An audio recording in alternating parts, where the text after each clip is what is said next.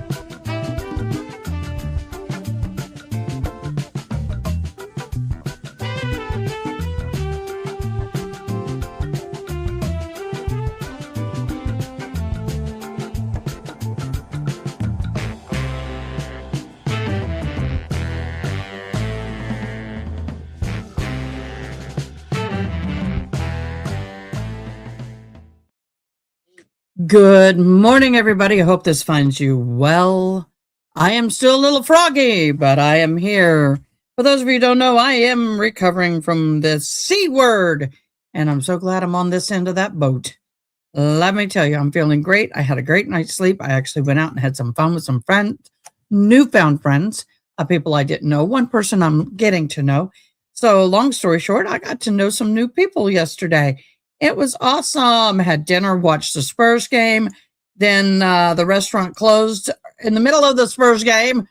So then we had to go to another restaurant to watch the Spurs game.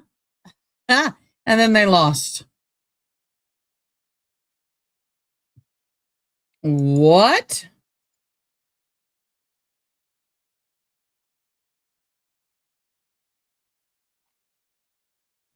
Oh, Lord, y'all. All right, guys. Unfortunately. Breaking news.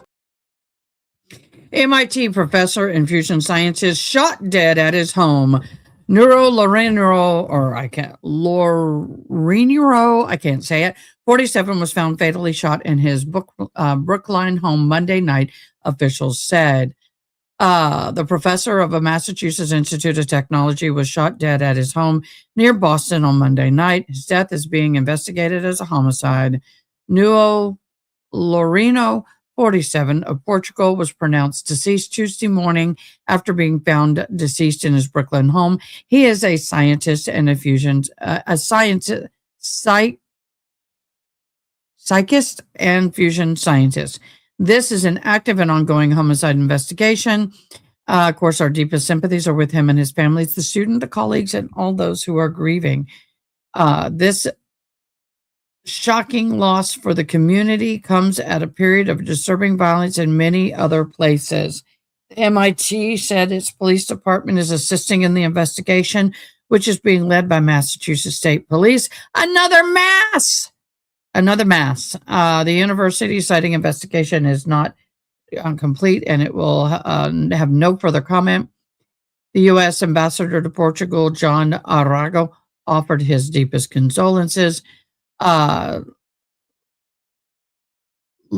was born and raised in a small city in central Portugal, studied in Lisbon and London, where he gained his PhD in physics from the Imperial College. He joined MIT in 2016. Before that, he was a researcher in the Institute of Palamas and Nuclear Fusion. This is a horrible, horrible thing. I just want to let everybody know. June, we may be needing to cover that. That's another mass case. What is it with Massachusetts?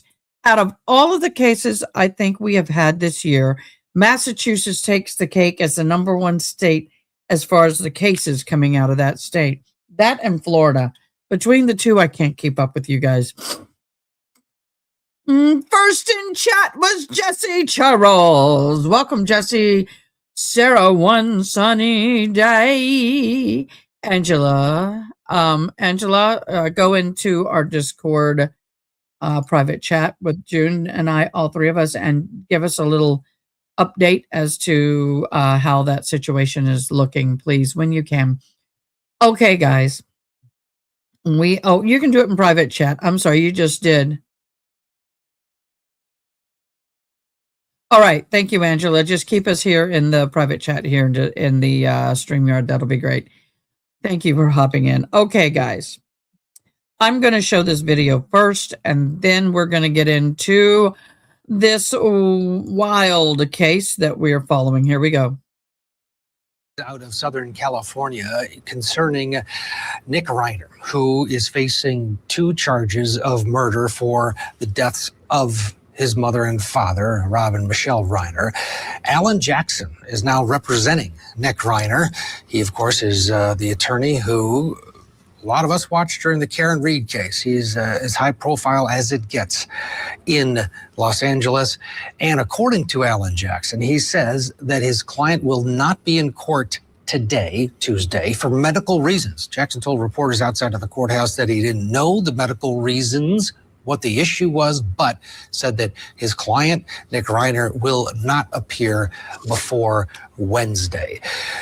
Alan Jackson just coming on board on this case. Our Cody Thomas is at the LA courthouse. We'll have more throughout the day as now this takes a little bit of a different turn when someone like Alan Jackson enters the fray. That's for sure. Marie Pereira with us quickly. Marie, before we head back to Bakersfield for more of the closing arguments in that case, your thoughts on A, Alan Jackson representing Nick Reiner, and B, medical issues. We do know he was on suicide watch, will not be in court today. My immediate thought is that they hired a big gun. And from what I know about the son, how is he affording an Alan Jackson? It lets me think that the family support him. And it lets me believe that the medical condition is mental health. Even though we don't think mental illness is like physical illness, it is a medical condition. And I believe for him to engage in this sort of parricide, killing both his parents in such a brutal way, he had to have some sort of a mental illness. And I anticipate mental illness, drug use, addiction, and the effects of the drugs on his mind is going to be a big part of Alan Jackson's defense. Yep, and they did hire big guns, and it shows family support because, again, a man like Alan Jackson with his skills doesn't come cheap. Absolutely, a family ripped apart because of the actions, apparently, of Nick Reiner. That is not a live look. That is just a tape of Alan Jackson. Of course, we know him well. Here at Court TV, we'll continue to monitor, but the headline at this hour is that Nick Reiner will not be making his initial. All right, so we got that done. We played that. Hallelujah. We're done. Okay. So thank you very much for that clip. I greatly appreciate it. We're going to be talking and diving into this case with the information we have up to this moment. Understand this is a very fluid trial situation and case. And so if some of the information I have is either old or is not 100%, please don't hold it against me. It's all the information I can claim up to this point, and it can change from moment to moment. So good morning, everybody. Today we're covering one of the shocking cases that hit Hollywood in decades. Legendary filmmaker Rob Reiner, a man behind A Few Good Men, When Harry Met Sally, The Princess Bride, and many, many more films, and his wife, producer, and photographer Michele Singer Reiner were found dead in Brentwood home, and their son, Nick Reiner, has been charged with the Red Rum. This is a horrendous situation for the family. First of all, I want to offer my condolences and sympathies to that family. If this is a case indeed of mental illness, it was interesting. We actually I had a talk about this with the people I was having dinner with, and we were talking about Andrea Yates And it was interesting because we had people of all ages sitting at that table. We had one person who was in their 20s, everybody else in their 50s and 60s. And I found it interesting how the 20-year-old viewed things versus the rest of us. It was a black and white situation. You did it. Doesn't matter. I don't care if you got mental illness. No excuse. You could have stopped yourself. You could have said no to the voices in your head type discussion. And for those of us who have worked in the mental health field or have experience in dealing with people with mental health issues, of course, we argued a lot differently. So it's going to be interesting to see how Jackson carries this. Excuse me. I'm still got the sinus stuff going. So patience, please, as my daughter used to say to me. Now, this is not just a family tragedy. This is a case that blends celebrity, crime, and courtroom drama with the potential for the DP. Over the next hour-ish or less, I'm going to break down the timeline, the charges, the defense strategies, the legal drama unfolding in the Los Angeles area. Good morning, hello, honey. We haven't seen Hello It's Brit in a while, come to think of it. And thank you so much for my two fabulous mods.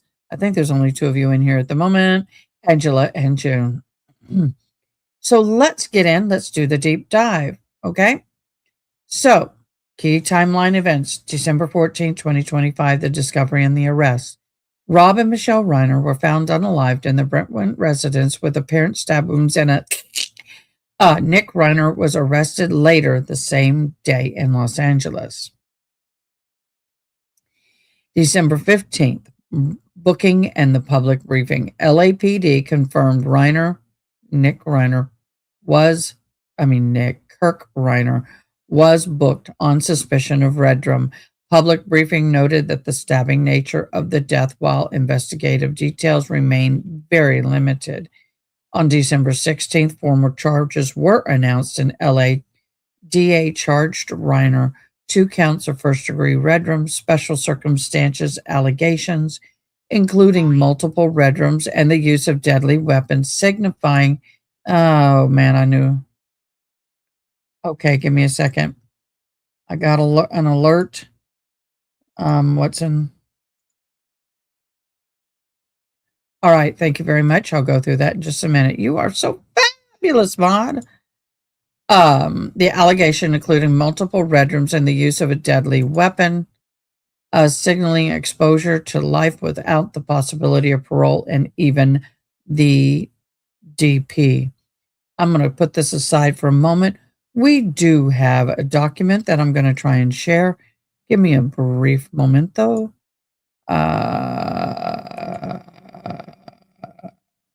Stop screen share. Screen share.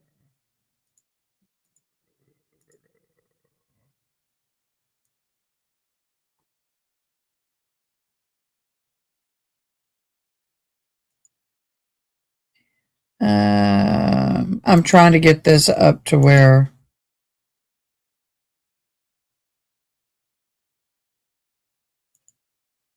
there we go.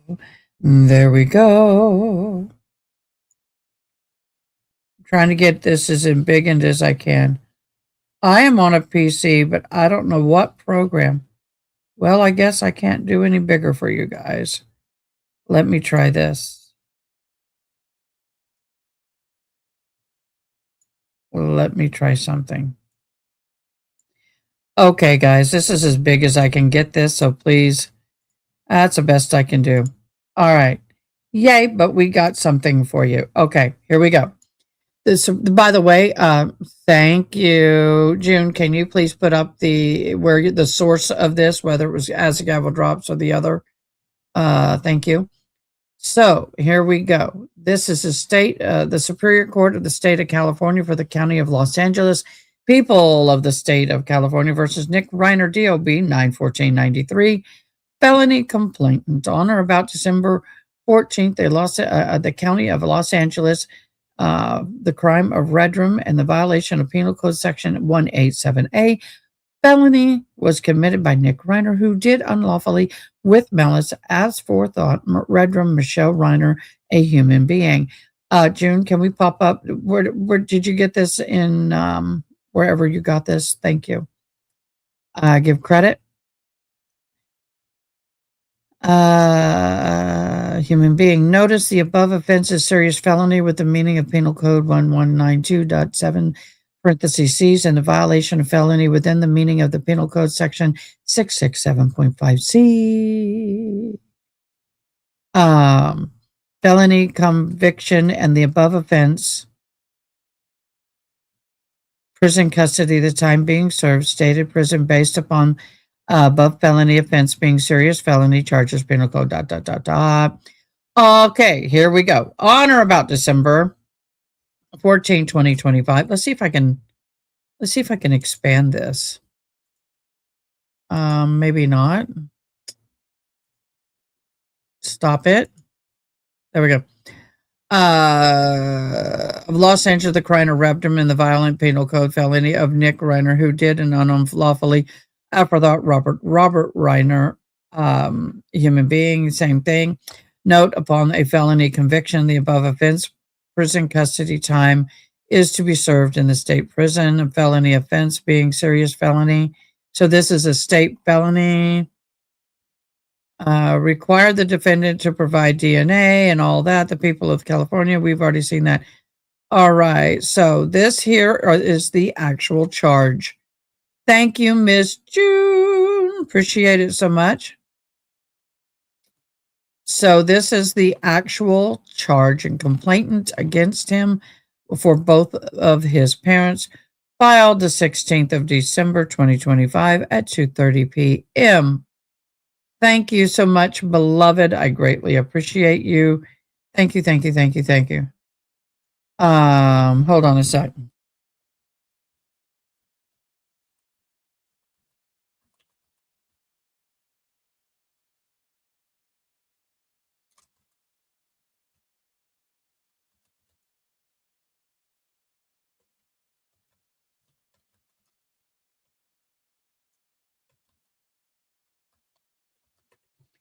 Okay, I am very, very, very a big proponent of giving credit where credit is due. And when we get documents and such, we always like to give the sources. And this time it was Miss June, our own fabulous mod, and her fabulous investigative skills that provided us with that. So thank you very much, Miss June. You are so shrumpus, so fantastic. Thank you so very much. That's awesome. So we got to read that. Okay. So back to our conversation. Now, in mid-December, counsel Reiner retained Alan Jackson of the Worksman Jackson Quinn LLP, the high-profile Southern California criminal defense attorney known from complex public-facing cases. Now, as we were just seeing and discussing through the video we just watched, believe that it is a high potential that his family, the other siblings and other family or friends have hired this attorney Jackson to represent him because it is far above his means. He has been homeless. He is an addict, and he has been struggling with addiction and homelessness over the years, off and on, and his family his parents specifically, have done many, many things to try to help him. And he is a roller coaster is what it has been. Hello, Bridge. We were just talking about you. Hello, I swear I'm here. I was just in Nashville last week, and I'm lurking lots of weeks while I catch up. Well, thank you so much for lurking. You were noticed. Your absence was noticed. That should make you feel like we love you, because we do.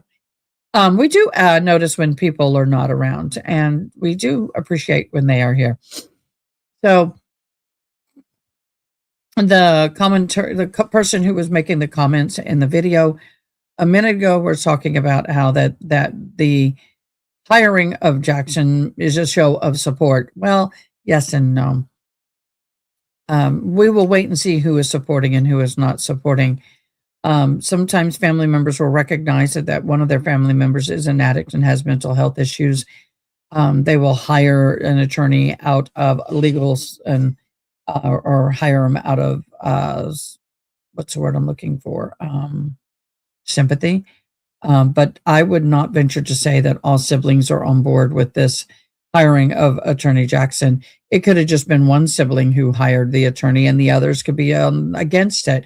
We don't know the family dynamic, so I'm not going to jump in the boat like this woman did and say that siblings are supporting their brother.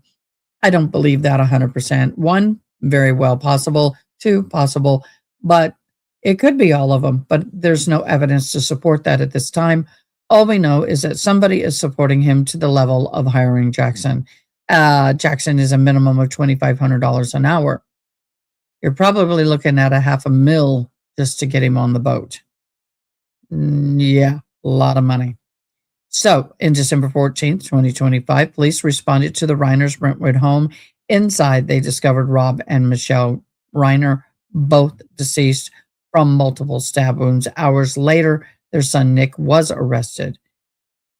The LAPD confirmed the case was being treated as a double homicide.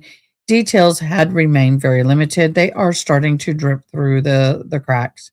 Investigators are keeping the evidence close to the chest, but what we do know is that Nick was taken into custody the same day, booked under suspicion of redrum, and held without bail pending charges.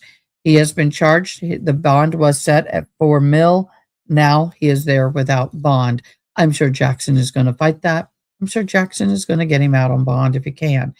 Now, I will say that just because the police and the investigations are keeping everything close to their chest doesn't mean that neighbors and family are. And we are getting a lot more information from the neighbors and the family members and people who are close to them. The discovery shocked Hollywood and the wider public. Rob Reiner wasn't just a filmmaker. He was a crucial icon. And Michele Singer Reiner was a very well-respected producer and a photographer. Beautiful artwork, by the way. And their deaths have sent a ripple through the entire entertainment industry and beyond. Now let's think about this. Investigators now have to build a case under intense public scrutiny. What questions would you ask if you were on the jury hearing this evidence? I am going to put that question.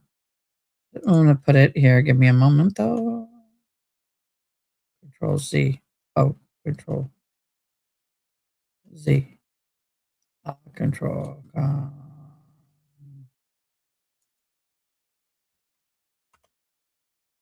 Okay, I posted the question. Please answer it in the comments below. Now, December 16th, in LA County District Attorney did former charge Reiner with 2 counts of first-degree redrum, but that's not all. Excuse me. Prosecutors added a special circumstance allegations, multiple redrums, and the use of a deadly weapon. Why is that important? Well, in California, exceptional circumstances will elevate the punishment. Without them, first-degree redrum carries 25 years to life. With them, the defense faces either life without parole or the DP, in all honesty. Why have I lost my chat? What? Hold on, I've lost my chat. There we go. Got it. It came back.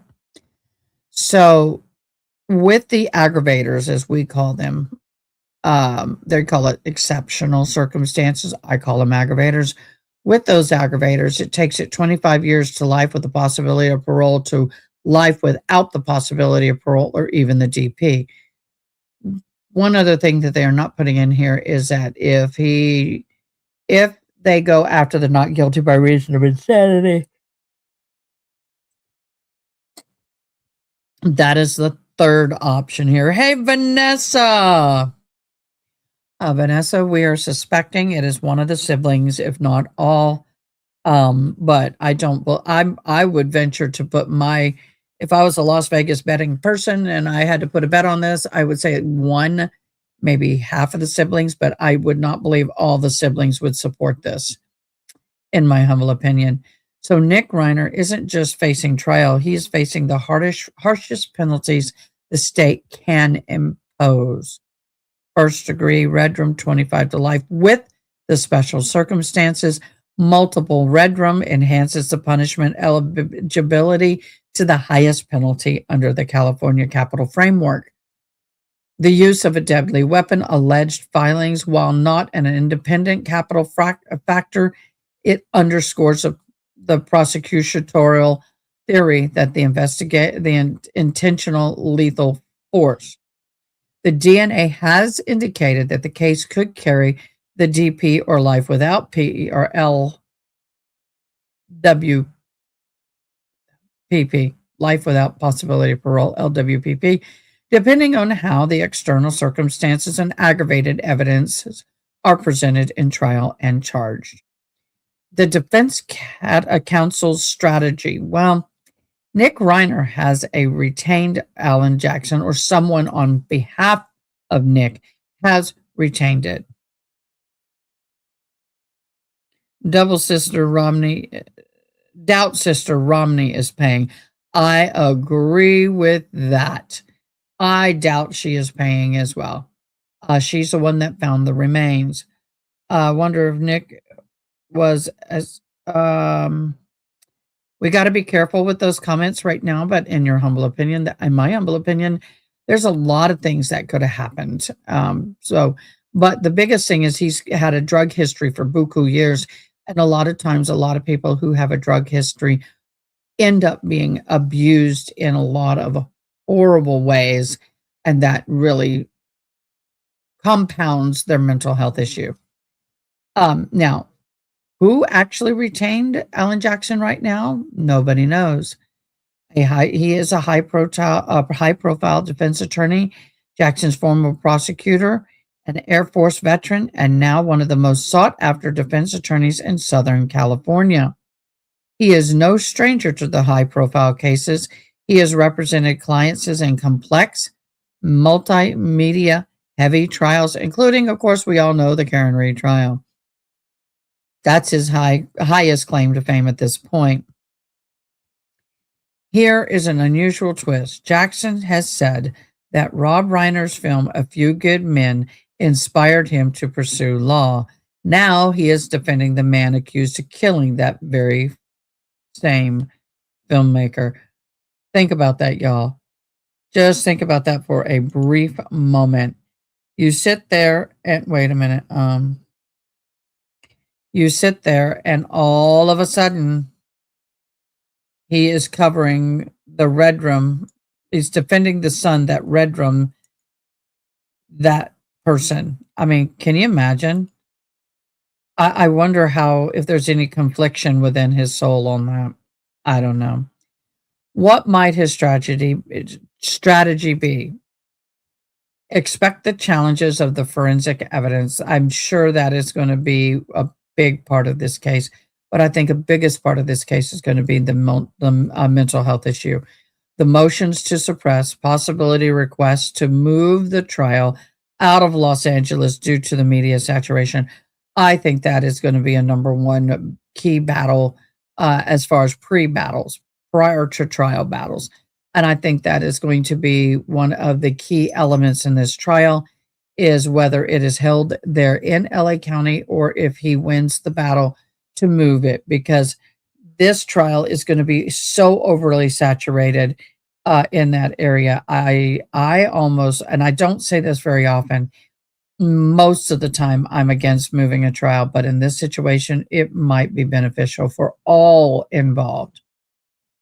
If the prosecutors pursue the DP, Jackson will likely build a mitigation case exploring Nick's mental health, family history, and any factors that could sway the jury towards life instead of death. Now, I got a little pet hair that's tickling me. It's stuck to my lip gloss. Now, Jackson representation, Nick Reiner, has drawn attention due to his involvement in other wildly covered cases. Excuse my tongue tie. including the Karen Reed proceedings, underscoring his experience with complex media-intensive trials. So if Jackson sits here and goes for and tries to get this trial vacated into a new area because of the media coverage and the area being overly saturated and in fear of not getting a fair and impartial jury, that would hold a lot of weight because he is used to dealing with those kind of circumstances. So if he feels that that's needed, that is a telltale sign of the strength and weaknesses within this case. He didn't, I mean, look at the Karen Reed trial and the media coverage on that, which is, I think, in some ways more than even the O.J. Simpson trial. I think it may have been one of the highest media covered trials for over the longest period of time that we have seen in the U.S., in my humble opinion. And with that, I think that if Jackson decides that he wants to try to have a change of venue, that is huge and speaks volumes for where his case is standing, in my humble opinion. That's just my thought. Now, Jackson has confirmed his representation and addressed the reporters outside the courtroom, signaling his assertive media strategy while he kind of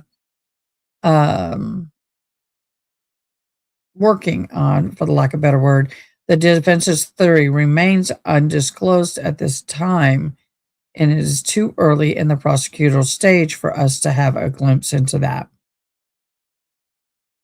Sarah, I still think his sister blamed Nick for the reasons that's had nothing to do with the red room.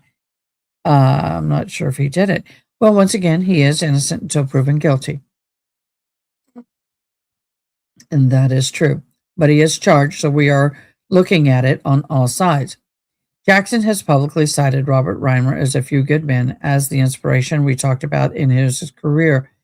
An unusual humanizing detail in the case where the defendant is accused of killing that filmmaker. The DA has especially urged the media to avoid the rumors, speculation, hearsay, committing to the present evidence that they have in the court rather than the press briefings. We have had a lot of controversial and conflicting information coming from all kinds of media, all media formats, and that versus what was said in the press conferences, we've had a lot of conflicting information. So I agree. I think we should hold the information that we are getting in social media with a lot less weight versus what is coming out from the actual court filings and everything in and of itself. So we just need to be very careful and understand that this is a very fluid situation, and everything should be stated as should be prefaced with, this is the information at the time, and this is my humble opinion. And that's where I'm going to hold this. The signaling, let's see. This information signals a tight-lipped prosecutorial approach consistent with a capital exposure case and is likely the defense focus on contesting early narratives. So one of the things they do need to be very careful about is that anything they do and say, you know how you have Nick was read his rights, anything you do or say can and will be used against you in a court of law. Well, that may be said on him, but anything that is said in the public eye or out in the media, anything that is made public can and will be used in the court of law and will be scrutinized for potential impeachment in further witnesses. In my humble opinion, he is back in unlawful meds. Dad told him to go to rehab and get clean for good. Nick pushed back and Rob said he was cutting him off. Mom Michele backed Rob up. Nick, in a fueled rage, red room them, drug and fueled rage and red room them. That's correct. That is the scenario that is being painted for us at this point. Sarah, wasn't Nick found covered in red blood and his hotel room was also covered? Yes, and we're going to get into that. then go. By the way, I have a short.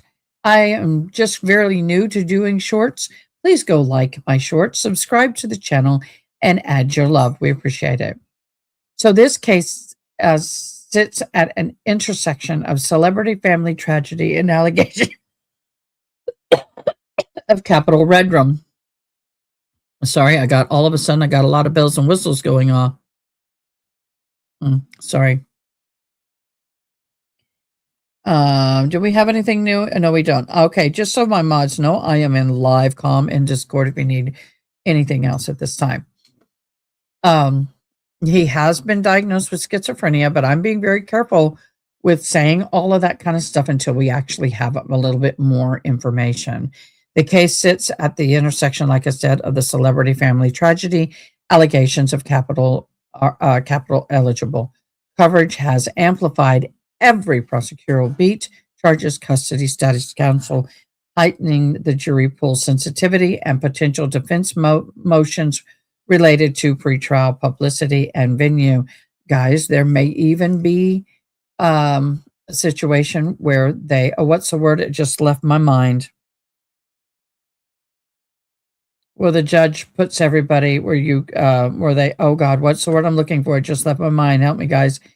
Where the judge says no media information, you can't get anything out, you can't talk about it. I hate it when I lose my mind. What is it called when the judge says you can't talk about it, you can't share any information? And that may happen in this case. Thank you, June. Sequester. Thank you very much. Or gag order. That's it. Gag order. Gag order. They may put a gag order and sequester all the information. That would not surprise me if that happened. The medical clearance and initial appearance. Early reports noted that delays around medical clearance for the court common in a case involving recent detention and possible health evaluations, which can affect the arraignment timing and the early bail decisions. Under the situation, because if he was actually high at the time of committing this crime, and then he goes into the jail, and now he's going through withdrawals and all of that kind of stuff. And then now that he's going with withdrawals and maybe coming to the realization of what he did is possibly becoming self-harmful. I fully understand the ramifications and the complexities of what's happening. And so for them to put a hold on the proceedings due to medical evaluations at this time is very reasonable. I know everybody wants everything right now, and everybody wants to get in there and get into the charges and do all this. And yes, he has a right to that speedy process. But I do believe that if he is not in a state of right mind and cannot comprehend the processes in which is happening, then I think it is very fair and valid to wait a day or two until he is in a better state of mind.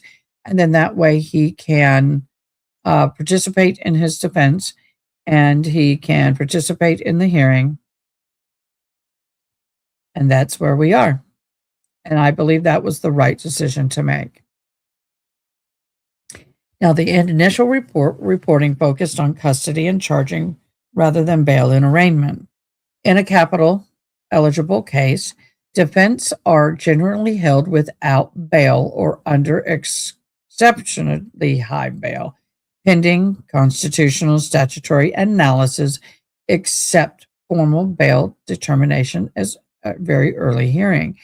The original report that came out that he was set at a $4 million bail.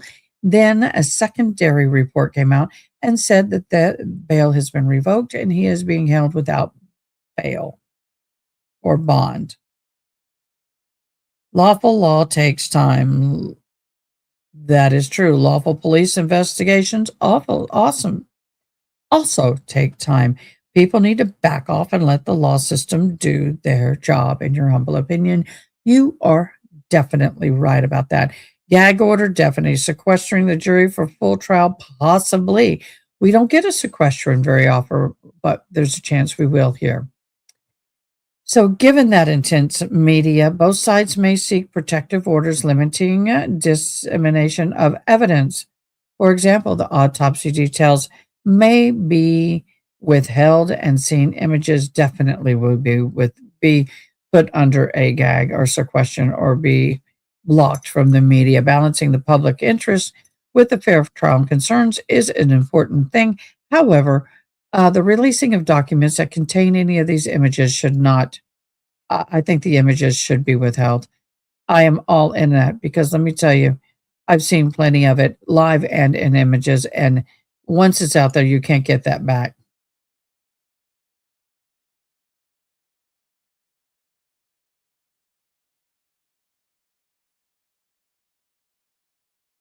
We've got one of our mods has a friend that's having a crisis. They were in a motorcycle accident, and I'm not going to give any details, but pray for that person. It was a pretty nasty accident, and if you see me go quiet and read something, I'm trying to stay up to date as to the condition of that poor guy. He is expecting his first child, and it was an intense accident. So our prayers go out to the family and the victim. So, mitigation versus aggravation. I wanted to talk about that. If the state pursues the DP, the defense team typically begins immediate mitigation development. What does that mean? Working on the mental health history, the trauma, the substance abuse, neurodevelopment factors, going into every aspect of the background of this guy's life, trying to find out was he abused, when he was abused, how he was abused, and I'm not saying by his parents. Okay, abuse happens in a lot of different ways and formats and different people. And unfortunately, a lot of children within this industry of these famous people go to events and end up while at an event getting abused unannounced to their family members. And then, so there's a lot of factors that can play into this. While the prosecution is building the aggravators, planning crucially and multiple victims for penalty phase and leverage. Now, here's another question for you. Okay. Another question. Let me get it posted. Okay. I want to end this question. Confirm. Add a question. I'm trying to start using the questions and stuff like like my mods have asked. I'm trying, guys. I am trying. Okay, here's a question.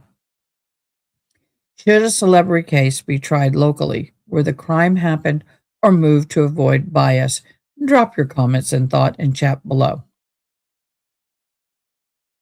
Thank you, Vanessa Joy, so much. The legal drama. This case isn't just about the charges. It's about the legal drama unfolding in real time. Hold on. Sorry, my nose. The DA has urged caution, and I urge caution, warning the public against speculation. Evidence will be presented in court, not in the press conferences.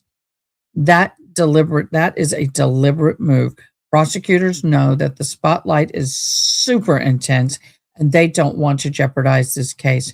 So, for example, when the chief of police or whoever it was came out and was talking about the situation and saying that right now they didn't have anybody in custody, that they speculated. Well, no, they already wasn't speculation. They are. I mean, in this committing the red room, he was not giving any information. He didn't want to give out any forethought. He didn't want to give out any possible tidbit of information that could affect the case in a negative way.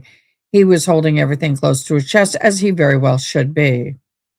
In my humble opinion, I hate it when information gets leaked because then in the future it can affect the case. But on the other hand, I want all the information I can because of what I do. It's a double-edged sword. It depends on if they do the survey and find out that the jury pool was tainted. I agree with that. Most people with addictions are trying to numb out emotional pain and trauma. I don't disagree with that. Meanwhile, the defense is signaling readiness for a fight. Jackson is coming out of that ring boxing. He is, I see this in my mind's eye. I see this like a boxing match getting ready to happen. You got all the spectators. You have the ring. You got the two fighters coming in on opposing sides. You got the assistant, the ADA. Then you got Jackson, and they're coming in and they're taking off their robes, and they got the mitts, and they're just sitting here. Their body language. They are gearing up for a fight, and that is exactly what this is going to be. Alan Jackson has already spoken to reporters, showing that he is prepared to manage both the courtroom and the media narrative. Well, he's speaking now until there's a gag order. And that is something that I think the ATA is going to fight for, because they know that Jackson will try this in the public eye as well as in the courtroom. And he is capable of balancing both at the same time, as we have seen in the Karen Reed trial. But it would not be a shocker if in the next few days we got a gag order. The procedural,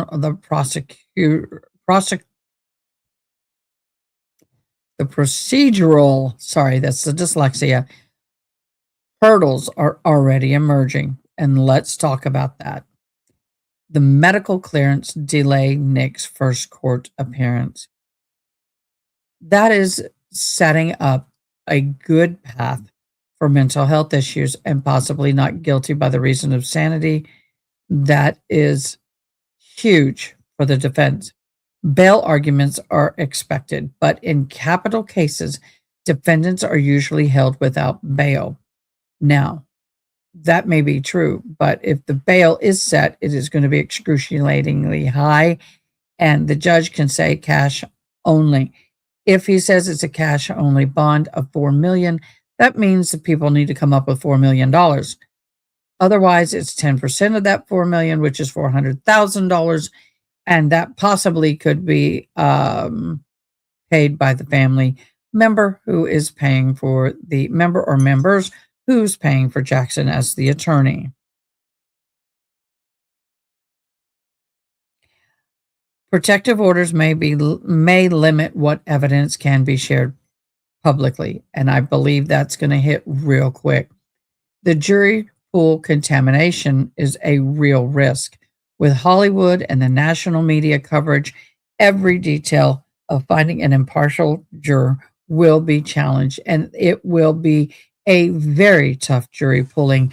If I was a person with means who could just hop on a plane and be there, I would want to be there for the jury selection part of this trial, no doubt, hands down.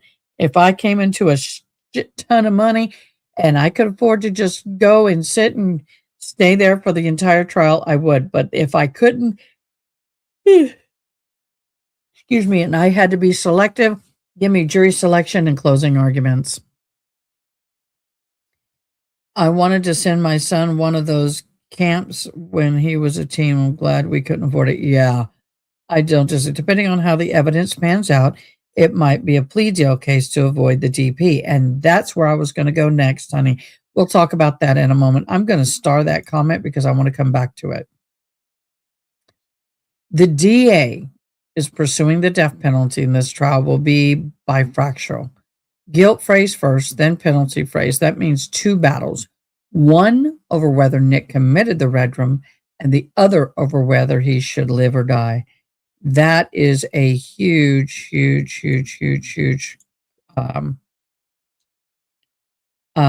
statement there. Hold on.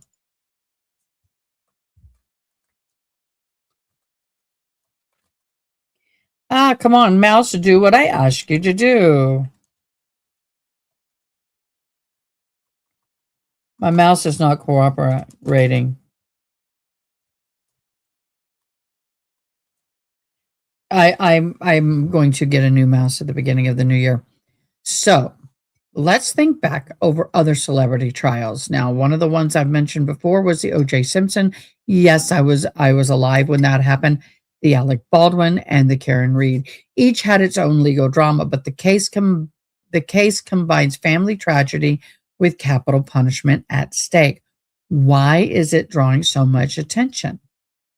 Well, because we just love it. Sorry, I had to say it. Now, the death of Rob and Michele Reiner sent shockwaves throughout the Hollywood. Rob's films defined generations. Michele's photography and production work left a mark on the industry. This isn't just another crime story. This is a cultural movement raising questions about family violence, mental health, and how justice is handled when celebrities are involved. And I'm going to say this, and I'm trying to not come across as being a witch, but in my humble opinion, it shouldn't be just when celebrities involved, when a human is involved, but because of celebrities and the fact that we as humans put certain people on pedestals and put them in positions of hierarchy and more importance than the common Joe Blow, they get more of the attention. In reality, this stuff happens every day. When celebrities are not involved, we don't seem to hear as much about it. And it's sad for the victims. The public reaction has been a mix of grief, disbelief, and fascination. And this case moves forward. Every development will be dissected in the media. So, the next part is likely the arraignment and plea, which is next. Formal reading of the charges, entry of not guilty plea. He'll plead not guilty, maybe even not guilty by reason of insanity. The scheduling of the preliminary hearing, expert, robust bail argument, and early protective orders due to media interest will hit us quickly. It is going to hit. Hi, kitty. And that is what I expect is going to happen next. The prosecution in the preliminary hearings will present a sufficient evidence to bind Reiner over for trial. Expect a focused testimony on cause of death, timeline, and probable cause, with the defense testing witnesses' credibility and investigative steps. Hold on, I got mods giving me information. Wonderful, June. Thank you so very much. Okay,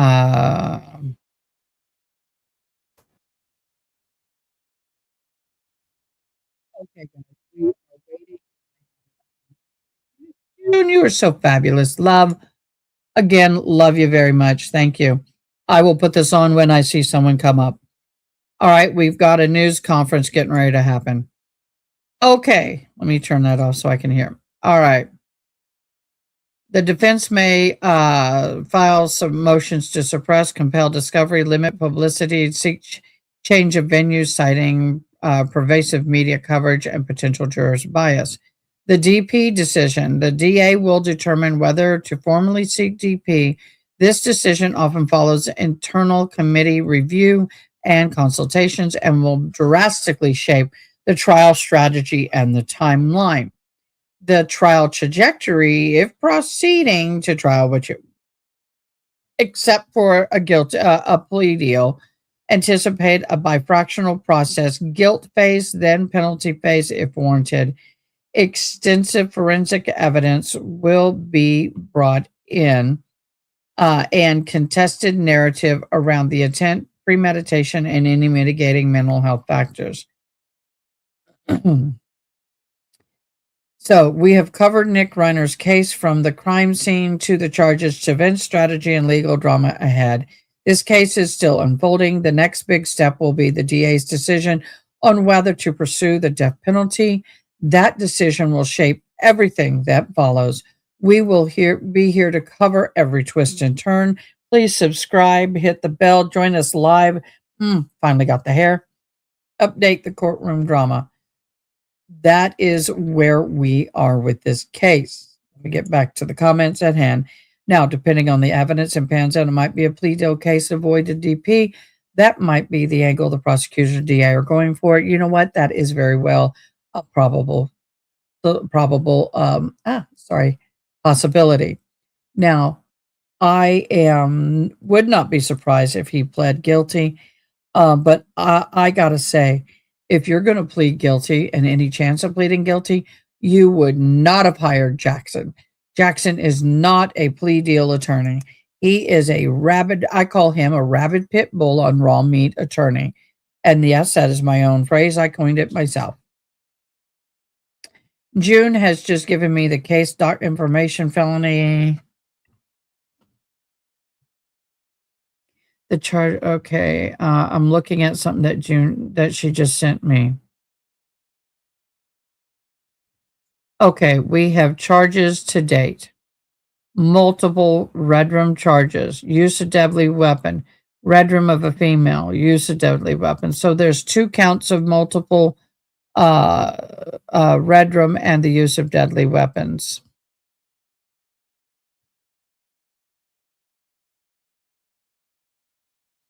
So you have a multiple red room. There are 3 counts, I think. No, 2. 2 counts. He's been found guilty of. Thank you so much for this, June. Appreciate it a lot. But I do not believe with this DA that there will be a plea even offered. You know what, Angela? I agree with you on that. I cannot imagine them offering a plea. I really cannot at all believe that they would offer a plea in this trial. It's just not something I think that they would even consider. In my humblest of opinions. I'm trying to get one I like. Okay. We are in a live verdict watch for the California versus the Maya Hernandez trials. That is the Brazilian butt lift. It was the lip injected mother red roomer, but now it's a Brazilian lift injection baby red roomer.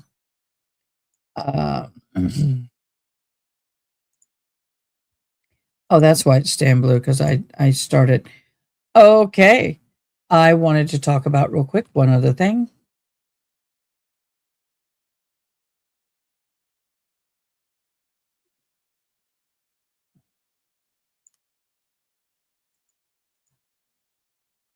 I'm bringing something up on my end. Give me just a momento, please. I am doing multiple things at one time.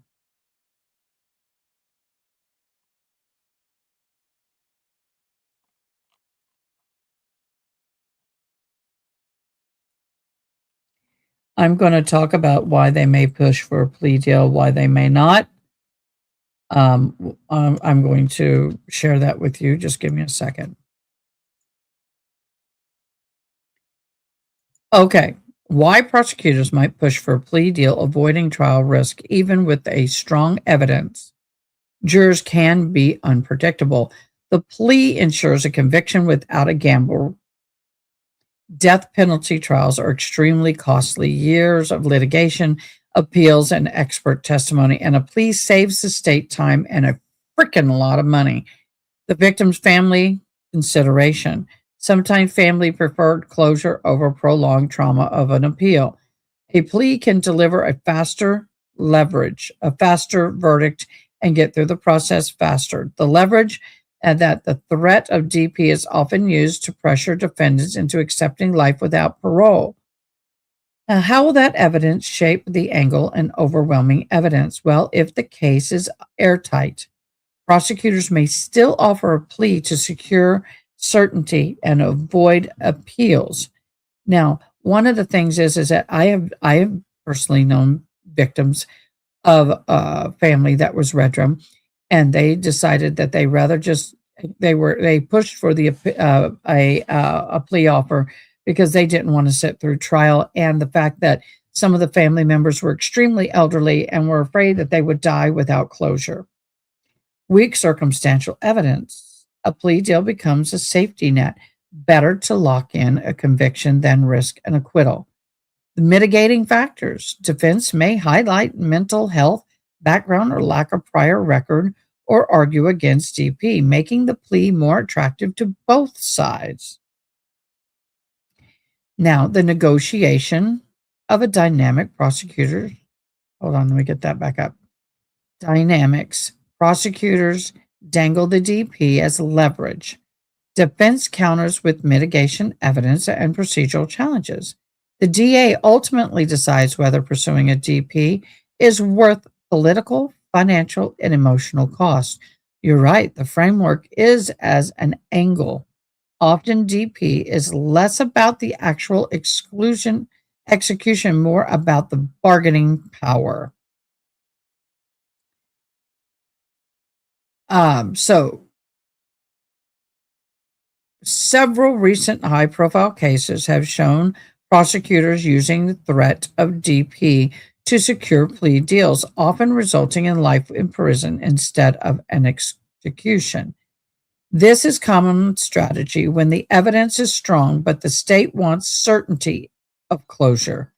So, an example of plea deals avoiding DP, El Paso Walmart shooting, Patrick Cruces unalived 23 people in a racist attack targeted Hispanic shoppers.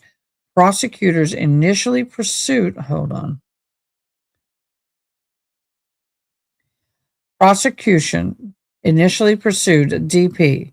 In 2025, the DA announced a plea deal. The defendant would avoid the death penalty in exchange for life imprisonment. Brian Kohlberger, Idaho murders, accused in the high-profile Idaho student redlining, reports indicated that he accepted a plea bargain to avoid the DP, resulting in life imprisonment without the possibility of parole. General capital cases, legal scholars note that defendants often plead guilty, even if innocent, when death is on the table, because I'm risking death is far heavier gamble than risking a longer sentence. Plea bargains with DP leverage remain controversial but effective. Yep. So why would prosecutors use this strategy? Certainty if conviction. They know they're going to get a conviction. Why would you offer a DP? Let's see why they would offer a DP. A plea eliminates the jury's unpredictability. Believe it or not, you can always get that one person to hang a jury when everybody is 100% guilty. One person can hang that jury, and that's the end of that. The costs and savings, capital trials and appeals run into the millions and millions of dollars. People don't realize a trial may cost $5 million, but the appellate issues and the appellate time and the energy of the appellate attorneys and the courts and everybody who touches that appeal also can go into the millions of dollars. Victim family closures. It avoids decades of appeals and retrials. And a lot of times, victims' families, by the time they even get to trial, and it could be even years, not just months or a year, but sometimes 5 to 10 years, depending on the case, are exasperated and exhausted, and they just want it over with. Hold on a sec. Excuse my yawn. I slept like a baby. I probably went to sleep about 1 a.m., which is my average bedtime. And I shot up ready to go at 7. And I was like, eh. So now I'm getting the yawnies. The other thing is that people don't understand that the appellate process for the DP is vast and long, and compared to life without the possibility of parole, it's like eating it's like going from a drill bit of a 5 to a drill bit of, the larger the number, the smaller the build rate. So we'll go drill bit of a 25, which is small, to a drill bit of 5. That is the difference between the appellate cost and issues with a life without the possibility of parole to a DP. It is so astronomically difficult when it comes to the DP versus life.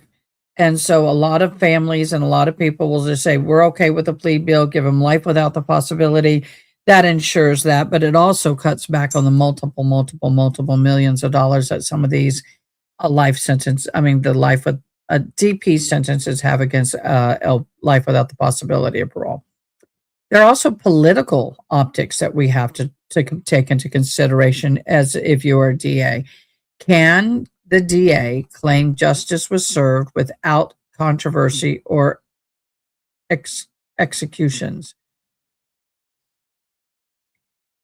depending on who your DA is and their view on the death penalty, usually will influence the possibility of the death penalty being put on the table. Some district attorneys lean more on the side of, I prefer life without the possibility, and others like, fry them. And depending on that personality of that DA will depend on how often the GP is offered is put up versus a life without the possibility of parole. It is a lot of time a bargaining chip, even if the cost of the appeals is way more than the DP case.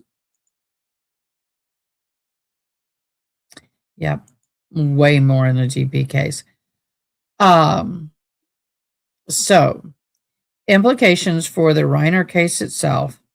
Prosecutors believe that the evidence is strong, but anticipate challenges, appeals, mitigation, arguments, jury sympathy. They may signal the death penalty. They may signal the GP early and to, how should I say this?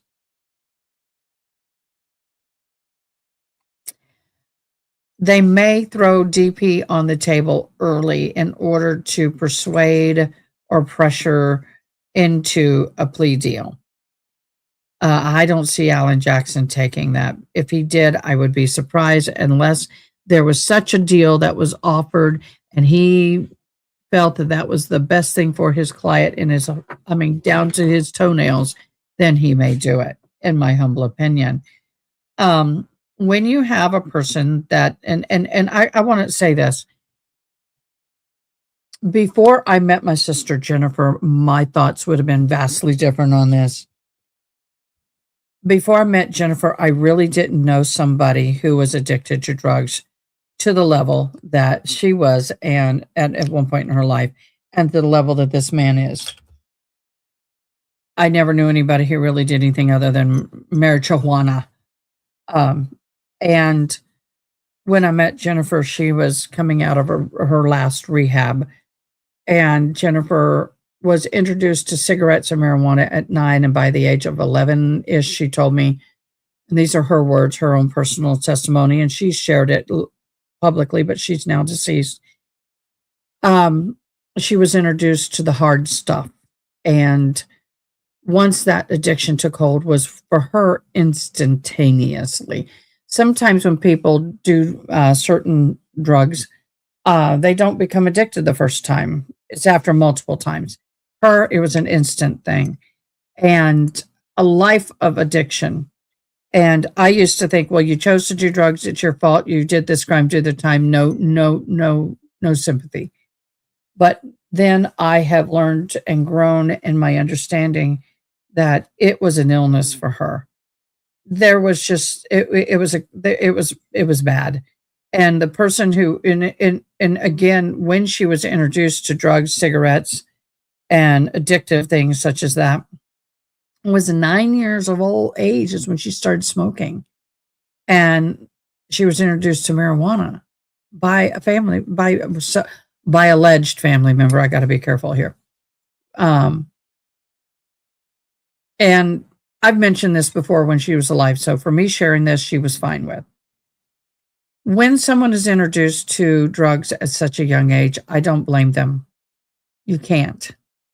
They are highly influenced.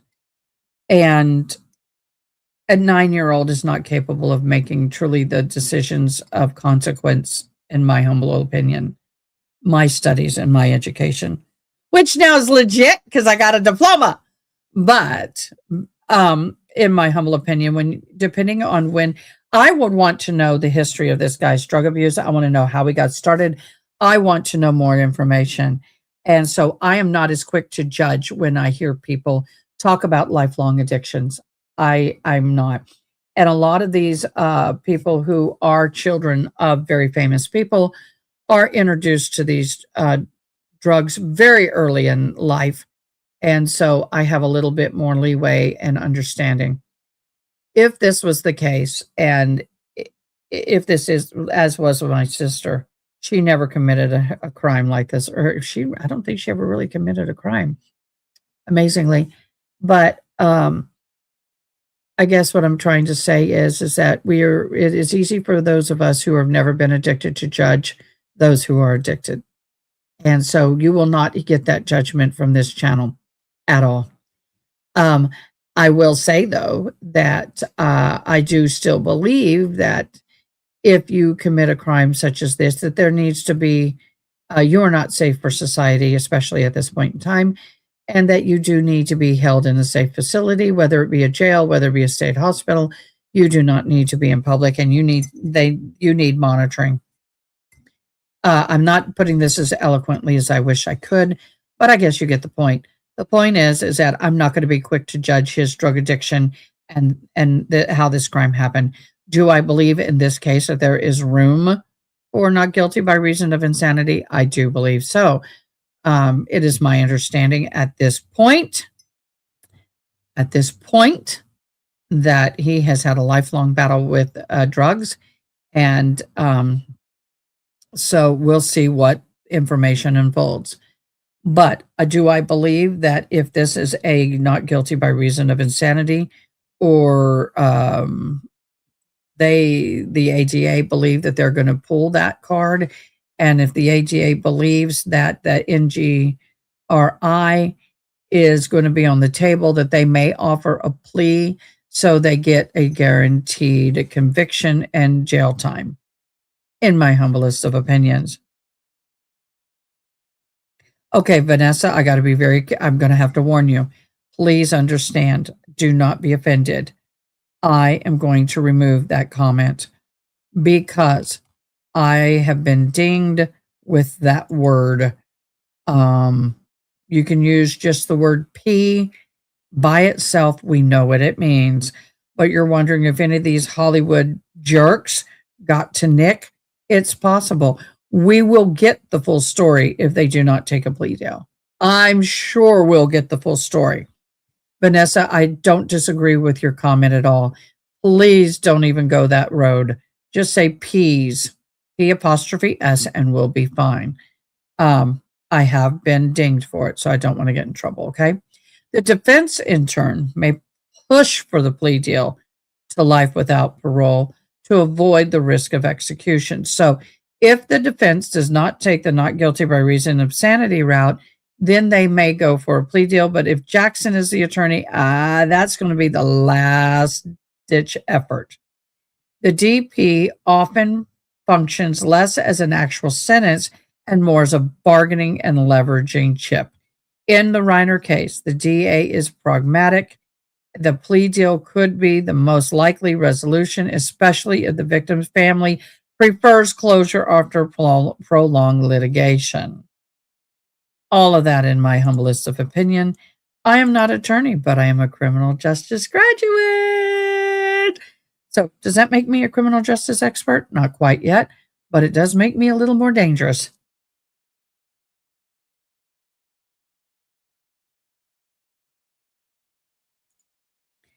Vanessa, I wouldn't be surprised if he got nabbed by playground enthusiasts in Hollywood or even at one of his camps.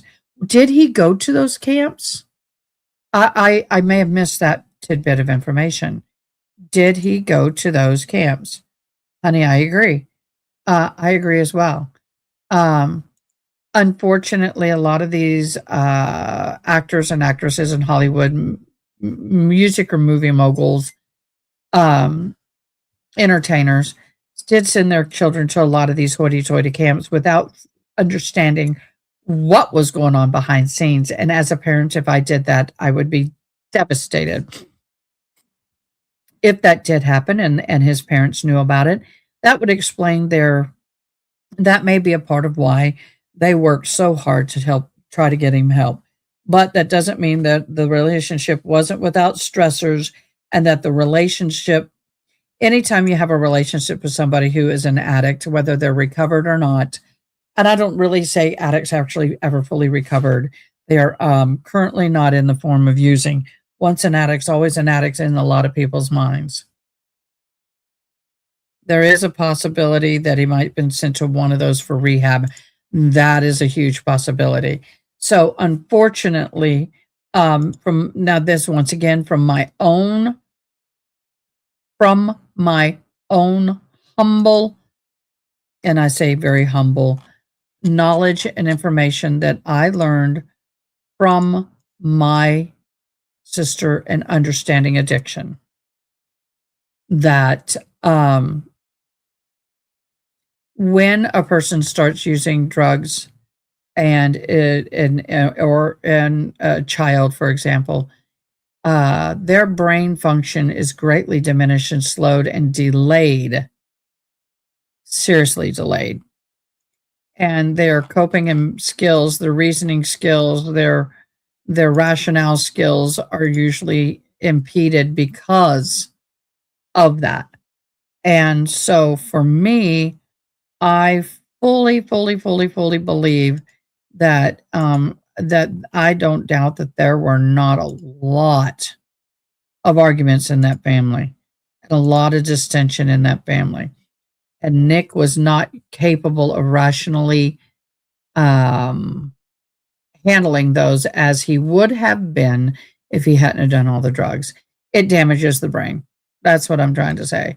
And the way you think and the way you rationalize and the way you process and receive information is greatly altered. I loved my sister, but there were times that I couldn't understand why she thought and behaved the way she did. And then when she educated me and I started learning about the mind of people who have gone through what she went through, I was able to understand and the disagreements and the way we handled our agree to disagree became really smooth and a lot more peaceful. Someone recently told me we had a love-hate relationship, and I said we had a love-forgiveness relationship. And I think with people that are extremely traumatized or people are getting up, looks like we're getting ready to go. People, when people are addicts or severely traumatized, so there's brain injury, anytime that kind of happens, then you got to find alternate ways to communicate in a way that everybody has respect. And unfortunately, when you've got somebody high and on drugs or withdrawing and going into possibly a psychosis, see, and that they don't have that rationale. I was wondering, and I wanted to talk about psychosis. I was wondering if he was possibly in a state of psychosis. Unfortunately, coming off of drugs can throw you in a state of psychosis, and you believe things that are happening. You believe things that are not real are real. He may have believed that his family was trying to hurt him. And they may have said, "We're putting you back in rehab." He snapped. God only knows what happened. But if you don't know anything about drug-induced psychosis, Google it. Actually,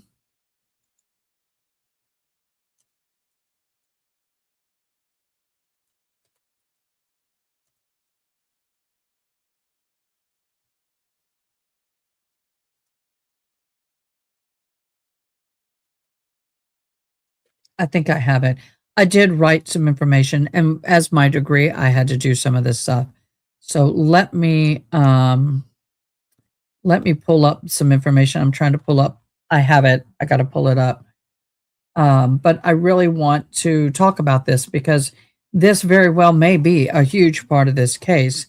And drug-induced psychosis is not just for illegal drugs. You can be on something like steroids and go through a drug-induced psychosis. And guess what? I did go through that myself. It was horrible, absolutely horrendous. I was on 90 milligrams of prednisone, and then they cold turkey cut me off of it. And it was a nightmare. All right, let's go. I'm going to keep this running and I'll be talking. Psychosis is a break from reality, often marked by hallucination or delusion.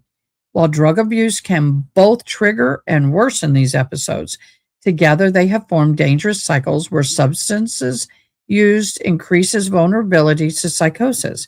Psychosis can drive further substance abuse misuse as well. So, psychosis is not a single illness, but a set of symptoms where a person loses touch with reality.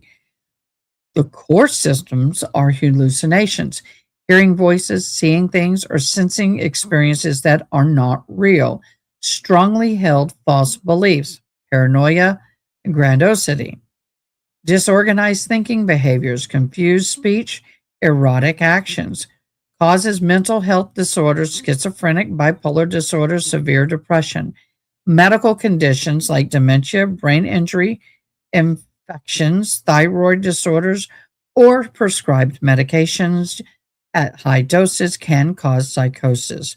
Substance abuse, alcohol, cannabis, stimulants, hallucinogens, and prescription misuse also can induce psychosis at the onset, often begins in late teens and mid 20s, but can occur at any age.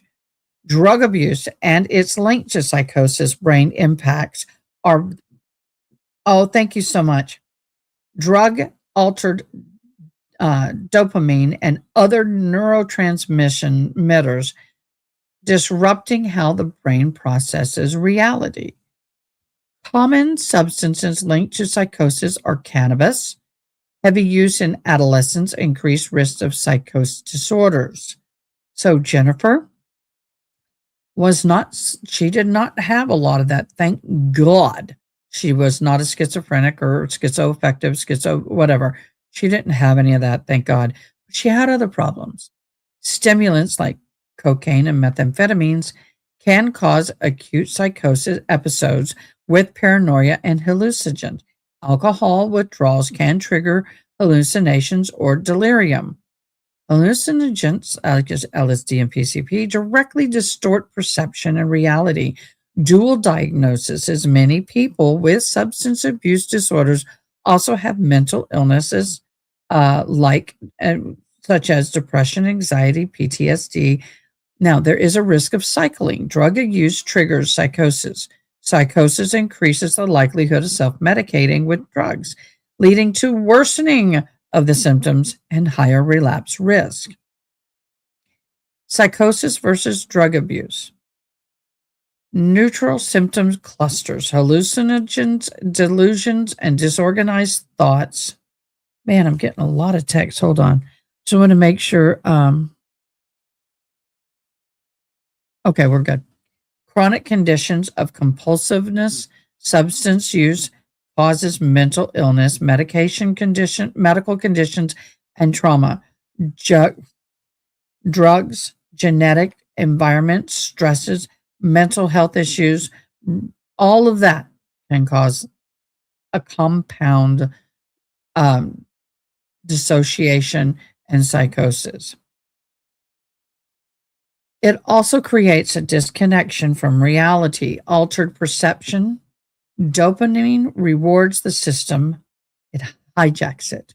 It impairs decision, making treatment and antipsychotic therapy support programs, detoxing, behavioral therapy, medication assisted treatments, overlap substances induce psychosis.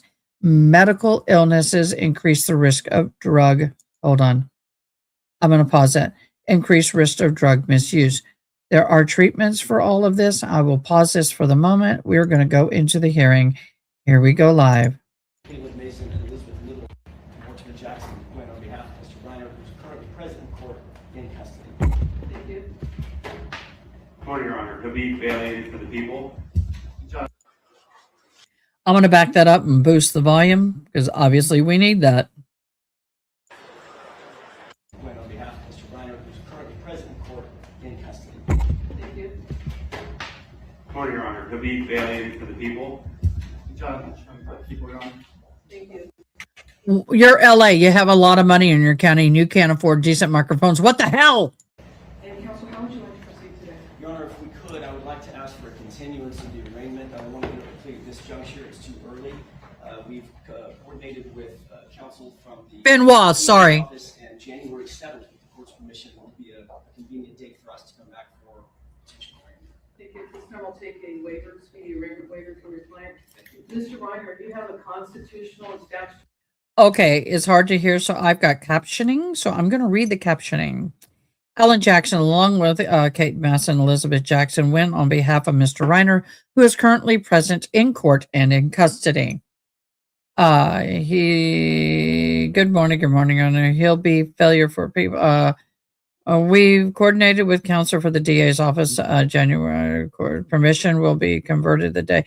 So they are wanting to get a continuance. Right, speedy arraignment. Your counsel is requesting that your arraignment be continued to January 7, 2026.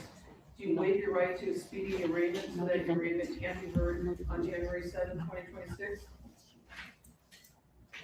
So they are the defense attorney is asking for a continuance of arraignment to January 7, 2026. She is asking the defendant if he is consenting. And does counsel join in the waiver? I join, Your The Honor. court finds that the defendant has made a knowing and intelligent waiver of his right to a speedy arraignment, and that his counsel joins in that waiver. Matter set January 7, 2026 for arraignment in this department. Bail to stand at no bail. Anything further on that case? Not by the defense, Your Honor. Anything further? No, thank you. Thank you. Thank you, Your Honor. They're done.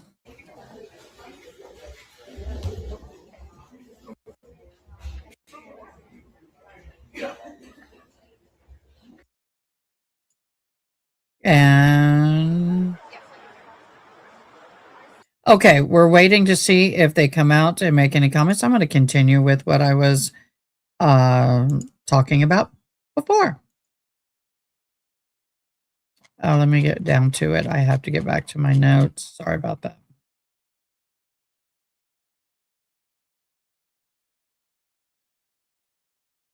So there are treatments for this. Approaches psychosis, antipsychotic medication, cognitive behavioral therapy, and patient care for severe cases. Under drug abuse, detoxification counseling, medication assistant treatments. Methadone for opioids, for example, long-term recovery support, integrated care. The best outcomes come from treatment, both conditioned together and addressing the substance abuse at the same time as while stabilizing the psychotic symptoms. In other words, psychosis is a reality distorting symptom set. While drug abuse is a chronic brain disorder, they are deeply interconnected. Substance misuse can trigger psychosis, and then untreated psychosis can fuel additional addiction. It's a vicious circle. Effective recovery requires integrated treatment that addresses both the mental health and the substance abuse. That is the reality of drug-induced psychosis. And I think you are right. I saw some of the comments.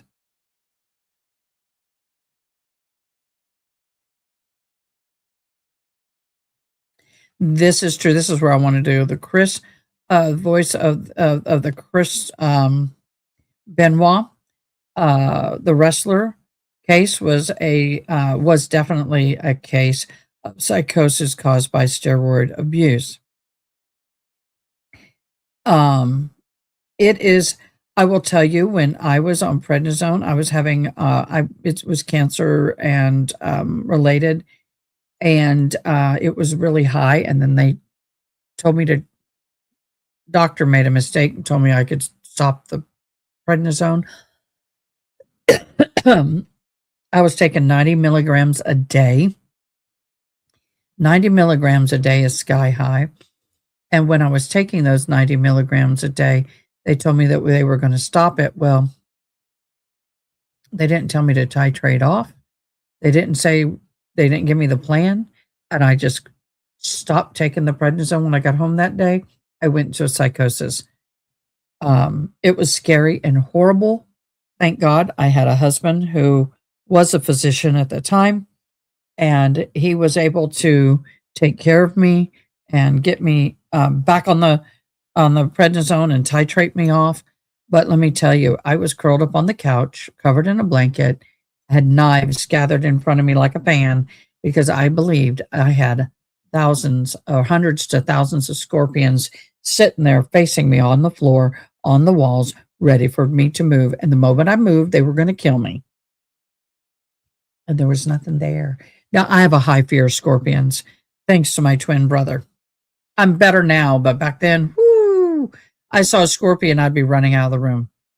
So, it is very sad and tragic. Not that I'm, now understand. I'm not saying that he should not be held accountable and there shouldn't be penalties. I'm just not being very quick to judge yet. Daniel, his son was 7 years old. He used to play with my brother and sister-in-law's kids. Absolutely heartbreaking when all the details came out. Can't even imagine going through what Nancy did. Oh my gosh, I don't disagree with that. Well, I see you say Jackson is giving an interview. Why am I not catching up? There it goes. For some reason, I had it playing it. I don't know. There we go. We got it. Let me get the sound on. Importantly, this is a devastating tragedy that has befallen the Reiner family. We all recognize that. Our hearts go out to the entire Reiner family. There are very, very complex and serious issues that are associated with this case. These need to be thoroughly but very carefully dealt with and examined and looked at and analyzed. We ask that process you allow the system to move forward in the way that it was designed to move forward, not with a rush to judgment, not with jumping to conclusions, but with restraint and with dignity and with the respect that this system and this process deserves and that the family deserves. So with that, we are set for January 7th for an arraignment. That's the next court date. And that's all I have to say at this point. There may be more at some other point, but today we're going to rest on where we stand procedurally, which is this was a continuance of arraignment. Nothing happened today substantively. We'll be back for an arraignment in the same department on the 7th of January. We'll see you then.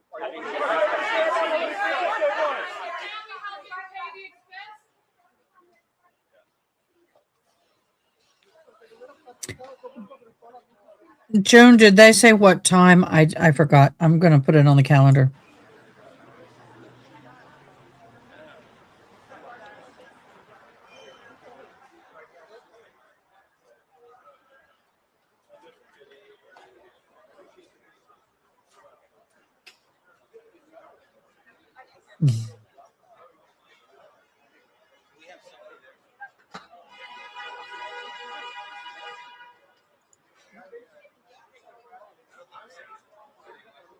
All right, we'll just save it as that. We'll find out later.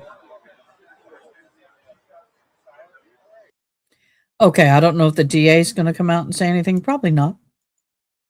Probably not.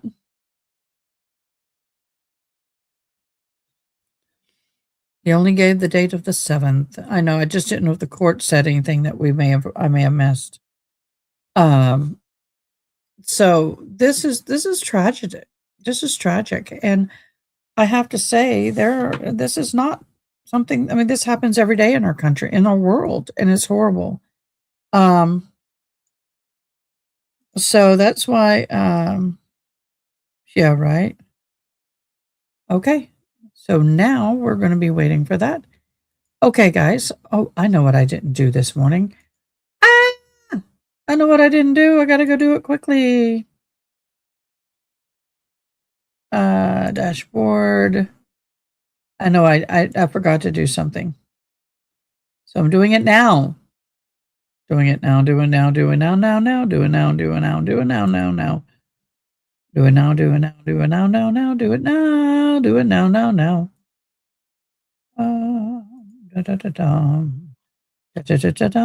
Redirect. That's what I forgot to do. Wait a minute. Yep. Redirect saved. Okay, we are on a verdict watch right now for the cosmetic filler child killer. I think that is so funny. I love that. It just rolls off the tongue. Cosmetic filler child killer. We are waiting for that Maya Hernandez case. If you don't know anything about that, well, this is a woman who had approximately 1-year-old child and a 2-year-old child. And she went into a beauty spa and basically left her children sitting in a car with the AC running, and it was very hot outside. Extremely. All right, June, can you give me that link? Give me the link to that at 11:30 your time. That's 1:30 our time. We will be in the other. So we'll set it up. We'll do it. We'll watch it in the other trial, in the other live. Thank you very much. That will happen. That's 1:30 my time, and we'll watch it in the next live. We do have another live set up, so we'll be watching. We'll be doing a second live in a little bit. Bandadunkadunk. Badunkadunk baby mama. Oh, that is so. Now we change over to the Bundunkadunk baby mama trial. Yes. But I will say that she was very out there in social media, all about beauty, all about the lips, all about that bass, a lot of anyway, she initially claimed she went in to get lip filler and was only there an hour, and she had left the car running with AC and her 2 children inside the vehicle. And in fact, she was there 2.5 hours and still hadn't got the procedure done. And she left them in the car with the AC, but after an hour, the car turns off on its own. It's an automatic turn off. And thus the children died. One child died. The other one was severely dehydrated and had injuries.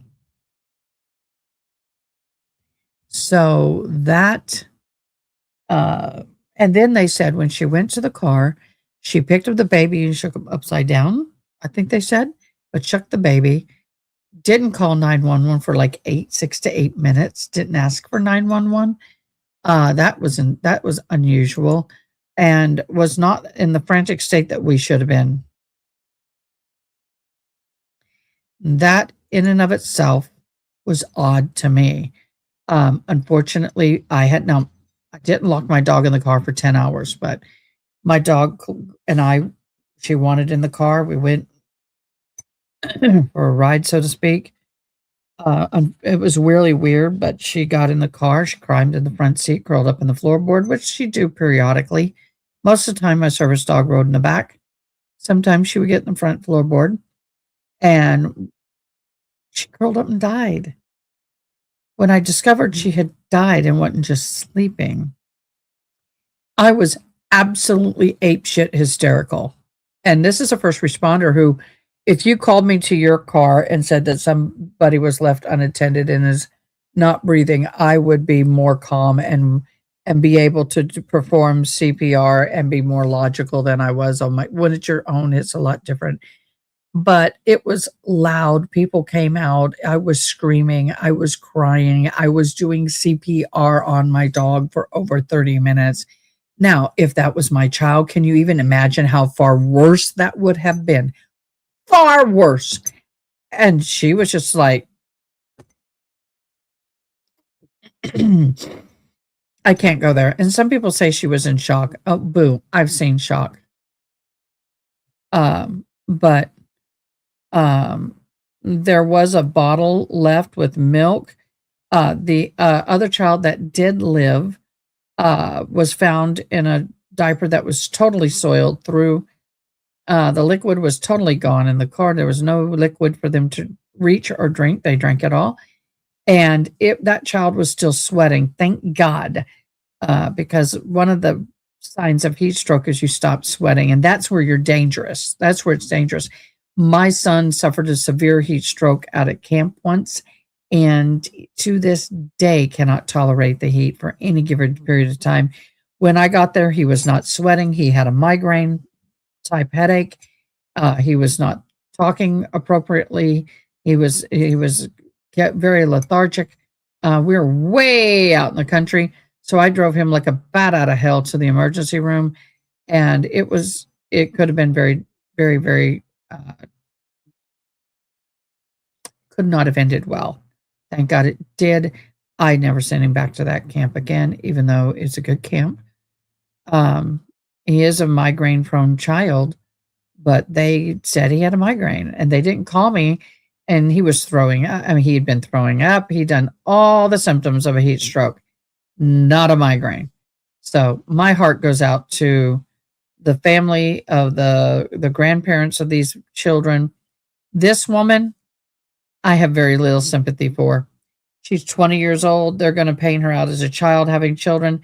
Guess what, boo? You spread them, you birth them. You should be mature enough to take care of them. If you're not, you could give them up for adoption or let a family member take them until you are mature enough to handle the situation. But I have no sympathy. You went for a non medical procedure, vanity procedure is what I call them. And I'm not saying you can't do that. I have no problem if you want to get a butt lift or fillers or Botox or all that. That's fine. If you can afford to pay a liquid, let me see. I know what a regular Brazilian butt lift costs. Average average 6 to 8,000. They go as high as 10 to 12. Let me see. Let me see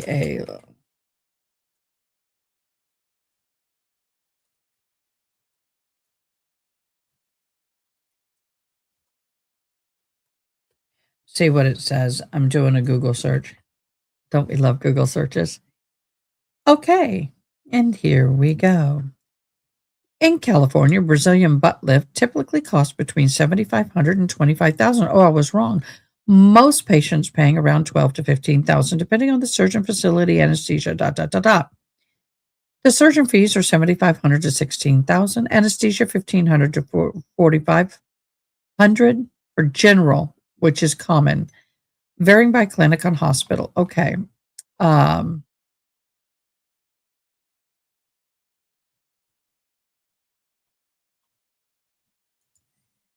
Yeah.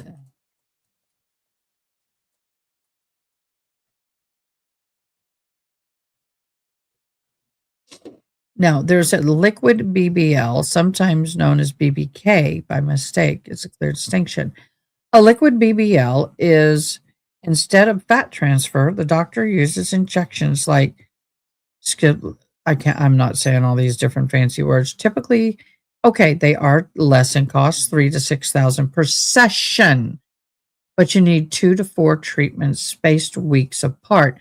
So let's just take the means of $4,500 times 3, which is $1,350 as the mean. Maximum 24,000, minimum 9,000. Okay, so the meme we'll say is, we'll just say 14 grand. Okay,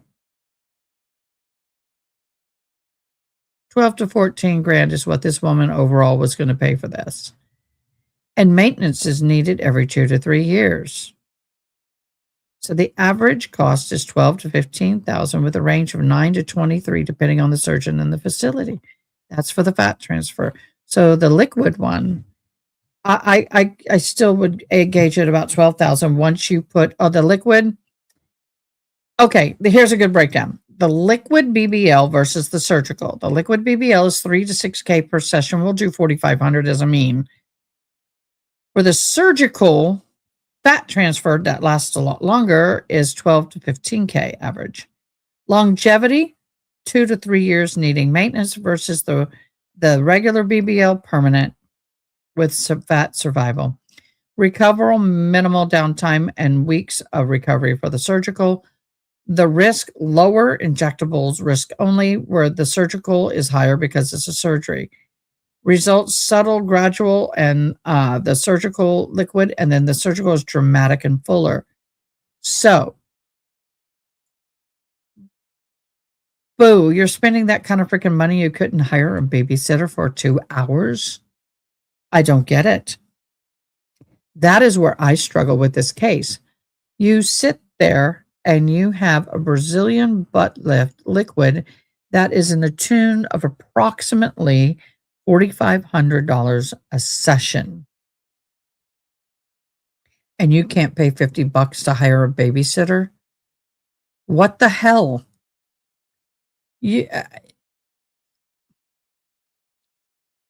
What I want to know, let me see if I can find out. Give me a second. I want to know. Let's see if I can find out what her occupation was.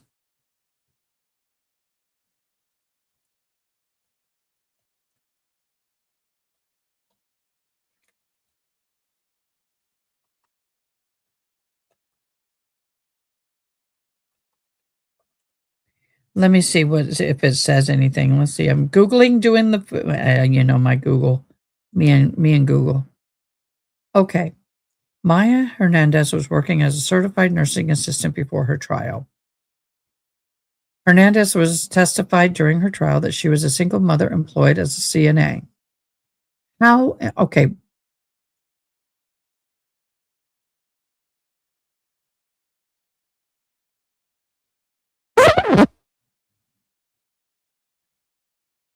I know how much CNAs make. What the hell? You are a CNA. And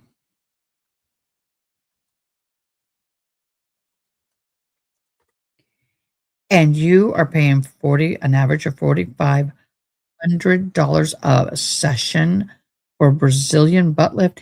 Do you guys not realize? Let me get my screen set. Okay. The average, she was earning about $32,000 a year, $15 an hour, living in California. Do you know, June, you live in California. You might as that equates to maybe $8 an hour in Texas. Not kidding. It's a huge. She's barely above poverty, if that, in California.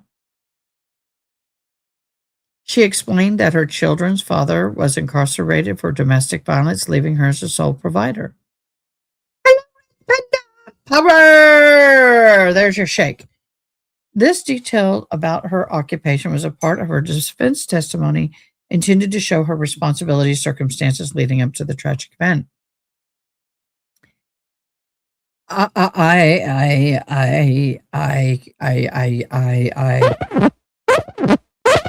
Multiple. You are a PNA earning $32,000 a year in California, which is barely above living wages in California. And you have 2 young children, and you're a single mother. The father's in prison, so you're not getting any child support.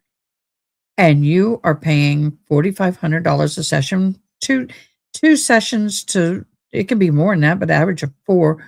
The average is 4 sessions. So you're paying a minimum of $9,000, average of, I'm really bad with math, 45 times, say, 3. 1,350, $13,500. I don't care if you do it on credit. I don't care if you're doing it on cash. You're obligated to pay it. How in the hell can you afford that? Even on credit. Thank you so much for this, June, but I can't read it. I'm going to have to copy and paste it. Now, this is the average of what you're doing, but she testified to her average pay. So I'm going to go with that, but let me read this. Let me get it to where I can read it. It's a little small for me. Let me get it. Hold on, June. I'm working on it. Okay, CNAs in Los Angeles earn around $22 to $23 an hour on average, translating to $48,000 annually, with a pay varying about $17.50 to over $29 an hour, depending on the facility, expertise, and overtime, making it okay. Hourly. What is okay? That's great. Question. Because she spoke that in her testimony she earned. Let me go back up here. She stated her occupational pay was approximately that, but still, in California, that is still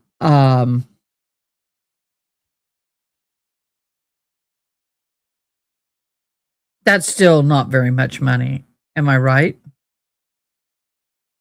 I don't know, but that, in my humblest opinion, that's not much money not a whole lot of money here in Texas either. I mean, it is. It's better off here than it is there with the cost of living being so vastly different.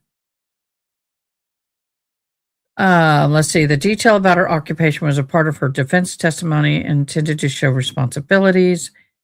Prosecution's angle on this is that they emphasized her decision making on the day of the incident, argued that she knowingly left her children in a dangerous situation while attending a cosmetic appointment, not even a medically necessary appointment. This is all elective. Could have done it any day. If she couldn't, she could have rescheduled it where she had childcare. That's what frustrates me. She could have rescheduled it.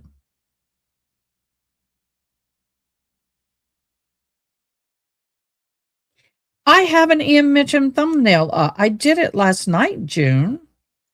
Let me go and look, and if not, I'll get it up.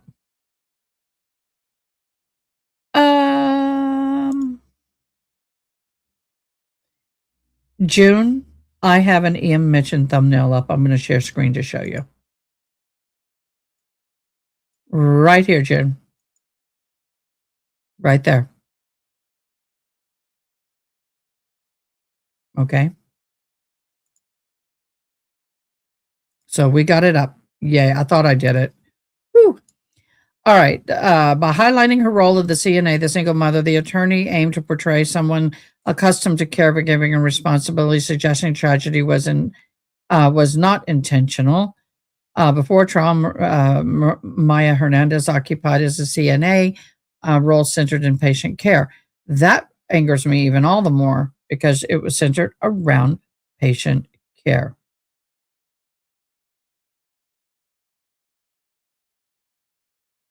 Wow. What? Huh?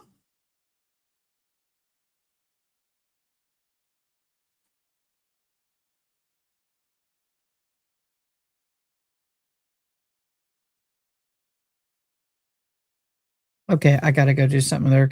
I graduated and now my email for my Gmail account for the college is due to deactivate, but I'm like, no, I'm going back. Don't deactivate it.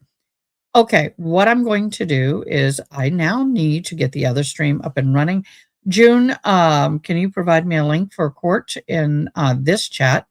I'm going to get ready to go over to the other live. We're getting ready to teleport, everybody. So in private chat, June, can you throw me the link so I can teleport? We're going to be teleporting over to the Ian Mitchum live, and we'll continue the conversation, I'm sure, of this cosmetic filler child killer. I'm giving you a second to provide me that link, and then I'm going to switch because I am here in that TV channel and I don't have it up. Oh, they don't have it up yet? Oh, okay. Oh, that's a minimum pay rate for the LA area. I got it. Well, the minimum was $17.81 an hour, so she was earning above that. And yes, I know. I keep saying I got to get my curtains up. I need my tall son to do it because I can't reach over the equipment in order to do it. All right, guys, what I'm going to do is I'm going to get me up over in this other stream. We're going to switch over. Yeah, that's okay. All right, we're going to go ahead and switch over. We're going to close out this stream. Please teleport with me. In the meantime, give me a second. I'm going to open this one, and then I'm going to close this one. I have to do it. What? That was strange. Hold on. What? Give me a second. This is really irking me off. Come over here. Okay. Enter studio. Technology. There I am, Miss America, not.